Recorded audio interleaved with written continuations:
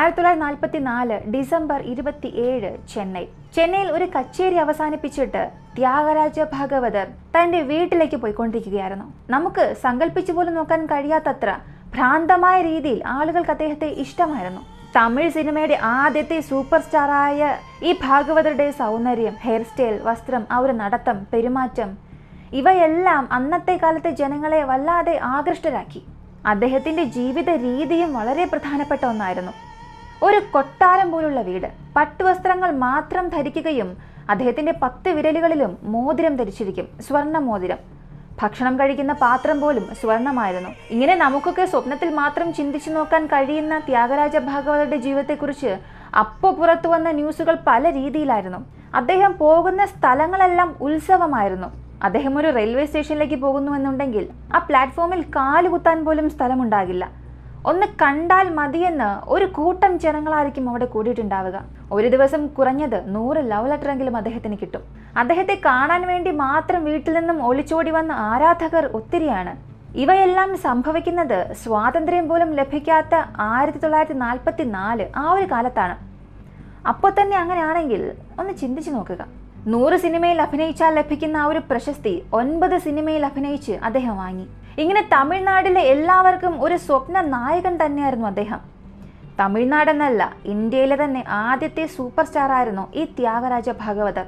1944 December മാസം 27 ചെന്നൈയിൽ ഒരു കച്ചേരി അവസാനിപ്പിച്ചിട്ട് അദ്ദേഹത്തിന്റെ കാറിൽ വീട്ടിലേക്ക് വന്നുകൊണ്ടിരിക്കുകയായിരുന്നു. അപ്പോൾ പെട്ടെന്ന് അദ്ദേഹത്തിന്റെ കാറിനെ തടഞ്ഞു നിർത്തുന്നു. അങ്ങനെയെന്ന് എന്ത് സംഭവിച്ചു? ഇതിനുശേഷം അദ്ദേഹത്തിന്റെ ജീവിതം എങ്ങനെ തലകീഴായി മാറി? ഈ ഒരു സംഭവം, അദ്ദേഹത്തിന്റെ ആ ഒരു അവസ്ഥ തമിഴ്നാട്ടിലെ ജനങ്ങളെ കൊണ്ട് അംഗീകരിക്കാനേ സാധിച്ചില്ല. പല പ്രതിഷേധങ്ങൾ ഇത് കാരണമുണ്ടായി. ആർക്കും ഒന്നും ചെയ്യാൻ സാധിച്ചില്ല. അങ്ങനെ അന്ന് ത്യാഗരാജ ഭാഗവതർക്ക് എന്ത് സംഭവിച്ചു എന്നുള്ളതാണ് ഇന്നത്തെ വീഡിയോയിലൂടെ നമ്മൾ അറിയാൻ പോകുന്നത്.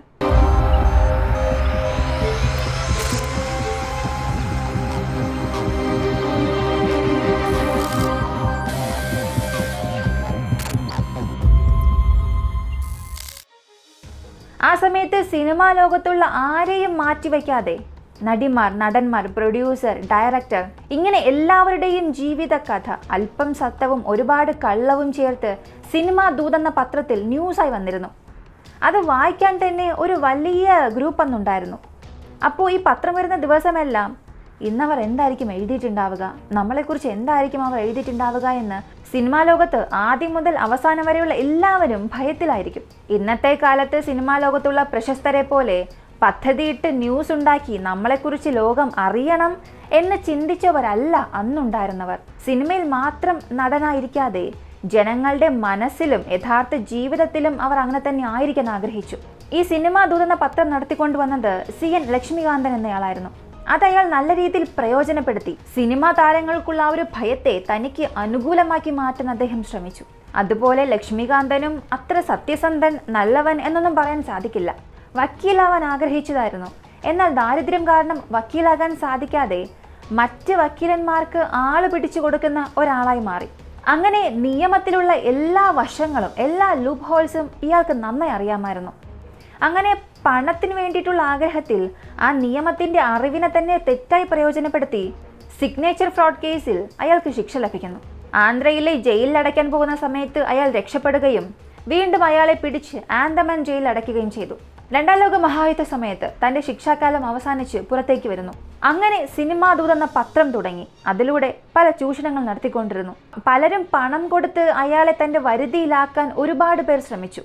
എന്നാൽ വളരെ പ്രശസ്തരായ താരങ്ങൾ നമ്മളെന്തിനു വെറുതെ ഇയാൾക്ക് പണം കൊടുക്കണം എന്ന് അയാളോട് തന്നെ ദേഷ്യപ്പെടാൻ തുടങ്ങി.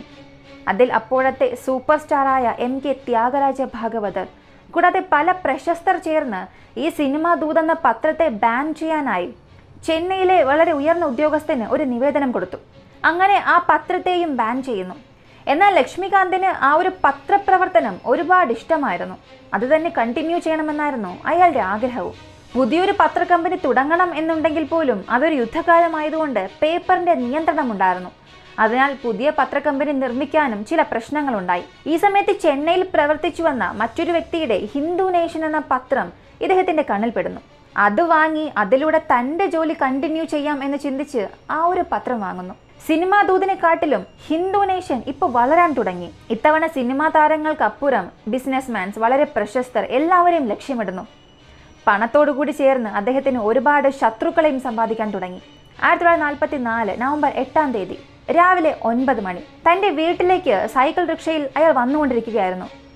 അടുത്തടുത്തായി 2 വളവുകളുള്ള ഒരു റോഡിലൂടെ വന്നുകൊണ്ടിരിക്കുമ്പോൾ എവിടെ നിന്നോ പെട്ടെന്ന് ഓടി വന്ന 2 പേർ ആ ഒരു സൈക്കിൾ റിക്ഷയെ ചരിച്ചിടുന്നു. ഇപ്പോൾ താഴെ വീണ ലക്ഷ്മികാന്തന്റെ അടിവയറ്റിൽ തന്നെ കത്തി ഉപയോഗിച്ച് കുത്തുന്നു. റിക്ഷ ഓടിച്ചു കൊണ്ടുവന്ന ഗോപാലൻ ഇത് വളരെ ഭയത്തോടുകൂടി നോക്കി നിന്നു. അയാളെ അവിടെ നിന്നും അടിച്ച് വിരട്ടി ഓടിച്ചു.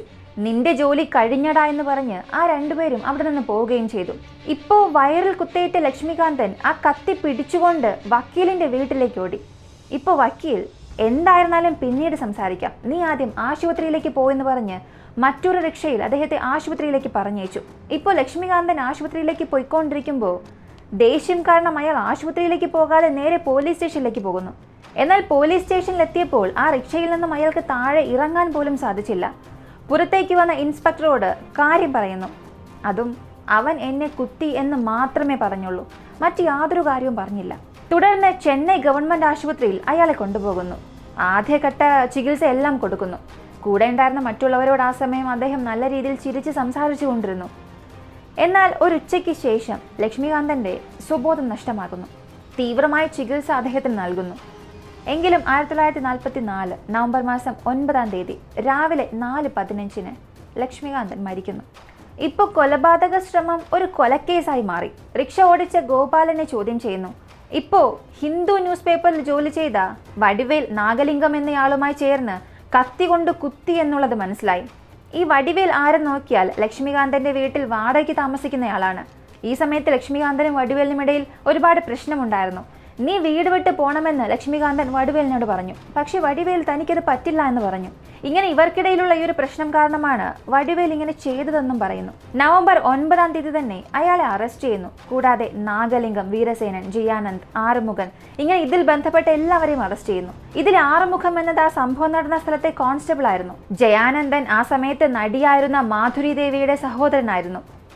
ഈ ജയാനന്ദനാണ് ഈ ഒരു കേസിൽ അപ്രൂവർ ആയത്. പിന്നീടാണ് ഈ ഒരു കേസിൽ പല പ്രമുഖ താരങ്ങളുടെ പേരുകൾ പുറത്തു വരാൻ തുടങ്ങിയത്. ഇങ്ങനെ ലക്ഷ്മികാന്തൻ മരിച്ച് 50 ദിവസം കഴിഞ്ഞ് 1944 ഡിസംബർ 27 അന്നായിരുന്നു തൻ്റെ കച്ചേരി അവസാനിപ്പിച്ച് കാറിൽ വീട്ടിലേക്ക് പോയിക്കൊണ്ടിരുന്ന ത്യാഗരാജ ഭാഗവതരുടെ കാർ തടഞ്ഞു നിർത്തി അവിടെ വെച്ച് തന്നെ അദ്ദേഹത്തെ അറസ്റ്റ് ചെയ്യുന്നു പോലീസ്. ആ ഒരു സമയത്ത് റേഡിയോയിൽ യുദ്ധവാർത്തകൾ മാത്രം കേട്ടുകൊണ്ടിരുന്ന ജനങ്ങൾക്ക് ഈ ഭാഗവതരെ അറസ്റ്റ് ചെയ്തു എന്നുള്ള വാർത്ത വളരെ ഞെട്ടലായി മാറി. മുഴുവൻ തമിഴ്നാട് തന്നെ വിറങ്ങലിച്ചു. കടൽ കഴിഞ്ഞ് പുറം നാടുകളിലുള്ള ഭാഗവതരുടെ ആരാധകർ പോലും കണ്ണുനീരൊഴുക്കി. തൊട്ടടുത്ത ദിവസം NS കൃഷ്ണൻ എന്ന താരത്തെയും അറസ്റ്റ് ചെയ്യുന്നു. ഇവരെ 2 പേരെയും പോലീസ് സംരക്ഷണത്തോടുകൂടി ചെന്നൈയിലേക്ക് കൊണ്ടുവരുന്നു. ത്യാഗരാജ ഭാഗവതർ, NS കൃഷ്ണൻ, ഇവർ 2 പേരുടെയും ആവശ്യപ്രകാരമാണ് ലക്ഷ്മികാന്തനെ വടുവേലു കൊന്നു എന്നുള്ളത് പോലീസിന്റെ ഭാഗമെന്നും പറയുന്നു. ഈ NS കൃഷ്ണൻ എന്നയാൾ തൻ്റെ അഭിനയ മികവ് കൊണ്ട് അദ്ദേഹത്തിന് വേണ്ടി വലിയൊരു ഫാൻ ബേസിനെ തന്നെ സൃഷ്ടിച്ചിട്ടുണ്ടായിരുന്നു. നാടകത്തിലും സിനിമയിലും ഒരുപോലെ തിളങ്ങിയ വ്യക്തിയായിരുന്നു. അങ്ങനെ പ്രശസ്തിയുടെ കൊടുമുടിയിലായിരുന്ന 2 പേരെയും ഒരേ സമയം അറസ്റ്റ് ചെയ്തതുകൊണ്ട് ഈ ലക്ഷ്മികാന്തൻ കേസ് വലിയ രീതിയിൽ ചർച്ചാ വിഷയമായി. 1944 ഡിസംബർ 28 അതായത് അറസ്റ്റ് ചെയ്ത അടുത്ത ദിവസം തന്നെ 2 പേരെയും ജാമ്യത്തിൽ പുറത്തയക്കാനായി ഹൈക്കോടതിയിൽ ഒരു നിവേദനം സമർപ്പിച്ചു. പക്ഷേ പോലീസ് പറഞ്ഞത് ഇവർക്ക് ഒരിക്കലും ജാമ്യം കൊടുക്കാൻ പാടില്ല എന്ന്. ഇവരെ ജാമ്യത്തിൽ പുറത്തുവിടുകയാണെങ്കിൽ അവർ തെളിവ് നശിപ്പിക്കുമെന്നുള്ളത് നമുക്കൊരിക്കലും പറയാൻ സാധിക്കില്ല, അങ്ങനെ നടക്കും എന്ന് നമുക്കൊരിക്കലും പറയാനും സാധിക്കില്ല എന്ന് പറഞ്ഞ് അവർക്ക് 2 പേർക്കും ജാമ്യം അനുവദിച്ചു. 10,000 രൂപ ഫൈൻ വിധിക്കുകയും സ്വന്തം ജാമ്യത്തിൽ പുറത്തയക്കുകയും ചെയ്യുന്നു. ഈ ജാമ്യം കാലാവധിയിൽ ചെന്നൈ നഗരത്തിനുള്ളിൽ 2 പേരും വരാൻ പാടില്ല എന്ന നിബന്ധനയോടുകൂടി കോടതി ജാമ്യം കൊടുത്തു. ഡിസംബർ 29 തന്നെ ഭാഗവതർ, കൃഷ്ണൻ ഈ 2 പേരും പുറത്തേക്ക് വരുന്നു. എന്നാൽ ഇങ്ങനെ ജാമ്യം കൊടുത്തതിനെ എതിർത്തുകൊണ്ട് പോലീസും ഒരു അപ്പീൽ കൊടുത്തു. 1945 ജനുവരി 12 അതായത് ഇവർ പുറത്തേക്ക് വന്ന് അടുത്ത 11 ദിവസത്തിൽ ഈ ജാമ്യം ക്യാൻസൽ ചെയ്യുകയും വീണ്ടും ഇവരെ സെൻട്രൽ ജയിലിൽ അടയ്ക്കുന്നു. അതേസമയം ഈ ഒരു കേസുമായി ബന്ധമുണ്ടെന്ന് പറഞ്ഞ് ശ്രീരാമലു നായിഡു എന്നയാളെ 1945 ജനുവരി പെട്ടെന്നൊരു ദിവസം അറസ്റ്റ് ചെയ്തു. ഏപ്രിൽ 12 അന്വേഷണം ആരംഭിച്ചു. ഇപ്പോൾ അവസാനമായി അറസ്റ്റ് ചെയ്ത് ശ്രീരാമലുവിന് വേണ്ടി വളരെ പ്രശസ്തനായ വക്കീലായ KL മുൻഷി മുംബൈയിൽ നിന്ന് വരുന്നു. ഇദ്ദേഹത്തിന്റെ ഒരു ദിവസത്തെ ശമ്പളം മാത്രം 75,000 രൂപയാണ്. ഇത് സംഭവിക്കുന്നത് 1945-ലാണ്. ചിന്തിച്ചു നോക്കുക, അതെത്ര വലിയ എമൗണ്ട് ആണെന്ന്. ഇപ്പോൾ ത്യാഗരാജ ഭാഗവതർക്കും NS കൃഷ്ണനും വേണ്ടി വാദിക്കാനായി ഒരു കൂട്ടം വക്കീലന്മാർ വന്നു. ഇപ്പോൾ ഈ 3 പേരും ചേർന്ന് പണം കൊടുത്ത് പ്രേരിപ്പിച്ചതുകൊണ്ടാണ് വടിവേലു ലക്ഷ്മികാന്തനെ കൊന്നു എന്നുള്ള വാദം പറയുന്നു. ഇതിനായി ഒരു തിയേറ്ററിൽ 1944 നവംബർ മാസം 7-ാം തീയതി വടിവേലിനെ വരാൻ പറയുകയും ഈ 4 പേരും ചേർന്ന് പദ്ധതിയിട്ടു എന്നും പോലീസ് പറഞ്ഞു. പക്ഷേ ശ്രീരാമലു നായിഡുവിന്റെ വക്കീൽ മുൻഷി ഇതിനെ എതിർത്ത് സംസാരിക്കുന്നു. പോലീസ് പറയുന്ന ഈ ഒരു ഡേറ്റിൽ ശ്രീരാമലു നായിഡു മുംബൈയിലെ താജ്മഹൽ ഹോട്ടലിലായിരുന്നു എന്ന് പറഞ്ഞു. അതിനായിട്ടുള്ള ചില തെളിവുകളും കാണിച്ചു കൊടുത്തു. കോടതിയും അത് അംഗീകരിച്ചിട്ട് 1945 ഏപ്രിൽ 20-ാം തീയതി ശ്രീരാമലു നായിഡുവിനെ ഈ ഒരു കേസിൽ നിന്നും റിമൂവ് ചെയ്യുന്നു. സമീപകാലത്ത് നടന്ന വളരെ ഭയാനകമായ പ്രധാനപ്പെട്ട ഒരു സംഭവമാണിത്. മരണപ്പെട്ടത് ഒരു പത്രപ്രവർത്തകനായിരുന്നു. ഇതിൽ ബന്ധപ്പെട്ടിരിക്കുന്നത് സിനിമയിലെ വളരെ പ്രധാനപ്പെട്ട താരങ്ങളാണ്. മാത്രമല്ല, ഈ മരണപ്പെട്ട ലക്ഷ്മികാന്തൻ എഴുതിയതെല്ലാം ന്യായമാണോ അന്യായമാണോ എന്നുള്ളതും അതിനെക്കുറിച്ച് ഇവിടെ സംസാരിക്കുന്നതും ആവശ്യമില്ലാത്ത കാര്യമാണ്. എന്നാൽ കുറ്റം ചുമത്തിയിരിക്കുന്ന ഇവരെക്കുറിച്ച് വളരെ തെളിവായി അദ്ദേഹം പത്രത്തിൽ എഴുതിയിട്ടുണ്ട്. അതിനെ തടയാൻ ഇവർ ഒരുപാട് ശ്രമിച്ചിരുന്നു. എത്ര പണം കൊടുക്കാൻ പോലും ഇവർ തയ്യാറായിരുന്നു. പക്ഷെ അതിനൊന്നിനും ലക്ഷ്മികാന്തൻ സമ്മതിച്ചില്ല. ഇവരുടെ വഴിക്ക് ലക്ഷ്മികാന്തൻ വരാത്തത് കൊണ്ടാണ് പദ്ധതിയിട്ട് അയാളെ കൊന്നത് എന്ന് പൊതു അഭിഭാഷകൻ പറഞ്ഞു. ഇപ്പോൾ ശ്രീരാമലു നായിഡുവിന് വേണ്ടി വാദിച്ച് അയാളെ ഈ കേസിൽ നിന്നും റിമൂവ് ചെയ്ത മുൻഷി NS കൃഷ്ണന് വേണ്ടി ഹാജരായി. ഇപ്പോൾ NS കൃഷ്ണനും നവംബർ 2 മുതൽ നവംബർ 11-ാം തീയതി വരെ സേലത്തിലായിരുന്നുവെന്നും അതിനുള്ള തെളിവുകളും സാക്ഷികളെയും കാണിച്ചു. എന്നാൽ ജൂറിക്ക് ഇത് തൃപ്തിയായില്ല. അതുപോലെ ഇപ്പോൾ ത്യാഗരാജ ഭാഗവതരെ സംബന്ധിച്ച് സംഭവം നടന്ന അന്നത്തെ ദിവസം അയാൾ ചിലവ് ചെയ്ത 3000 രൂപയ്ക്ക് ശരിയായ കണക്ക് അയാളുടെ പക്കലുണ്ടായിരുന്നു. ഇത് ഒരു കാരണമായി പോലീസിന്റെ പക്കൽ നിന്നും പറഞ്ഞു. ഈ ഒരു കൊലപാതകത്തിന് കാരണം ത്യാഗരാജ ഭാഗവതരും NS കൃഷ്ണനുമാണെന്ന് അപ്രൂവറായി ജഗന്നാഥൻ എന്നയാൾ പറഞ്ഞിട്ടുണ്ടായിരുന്നു. എന്നാൽ കോടതിയിൽ വന്ന അയാൾ പറഞ്ഞത് ഈ ഒരു കൊലപാതകത്തിനും ഇവർക്കും യാതൊരു ബന്ധവുമില്ല, പോലീസാണ് എന്നെ ഭീഷണിപ്പെടുത്തി അങ്ങനെ പറയിപ്പിച്ചത് എന്ന് മൊഴി മാറ്റി പറയുന്നു. റിക്ഷ ഓടിച്ച ഗോപാലിനെയും ചോദ്യം ചെയ്യുന്നു. എന്നാൽ അയാളും കോടതിയിൽ മൊഴി മാറ്റി പറഞ്ഞു. അതുപോലെ ലക്ഷ്മികാന്തനെ കുത്താൻ ഉപയോഗിച്ച കത്തിയും അയാളെ പോസ്റ്റ്മോർട്ടം ചെയ്ത ഡോക്ടറെയും അന്വേഷിക്കുന്നു. ഇങ്ങനെ 27 ദിവസത്തെ അന്വേഷണത്തിന് ശേഷം 1945 മെയ് മാസം 5-ാം തീയതി വിധി വരുന്നു. അന്ന് രാവിലെ 10 മണിക്ക് കോടതിക്ക് മുൻപിൽ ആയിരക്കണക്കിന് ആരാധകർ കൂടി നിന്നു.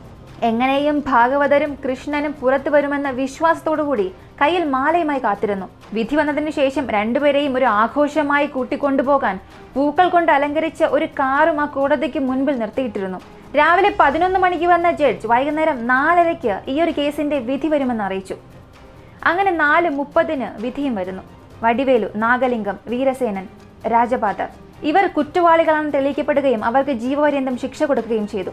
കോൺസ്റ്റബിൾ ആറുമുഖനെ ഈ ഒരു കേസിൽ നിന്നും റിമൂവ് ചെയ്യുന്നു. അപ്രൂവറായി മാറിയ ജയനാഥന് മാപ്പ് നൽകി പറഞ്ഞയക്കുന്നു. ഇവിടെ വളരെ പ്രധാനപ്പെട്ട ഒരു ചോദ്യം, ഇപ്പോൾ ത്യാഗരാജ ഭാഗവതർ, NS കൃഷ്ണൻ ഇവർ രണ്ടുപേരും കുറ്റവാളികളാണ് എന്ന് പറയുന്നതിൽ ജൂറികൾക്കിടയിൽ തന്നെ അഭിപ്രായ വ്യത്യാസം ഉണ്ടായിരുന്നു.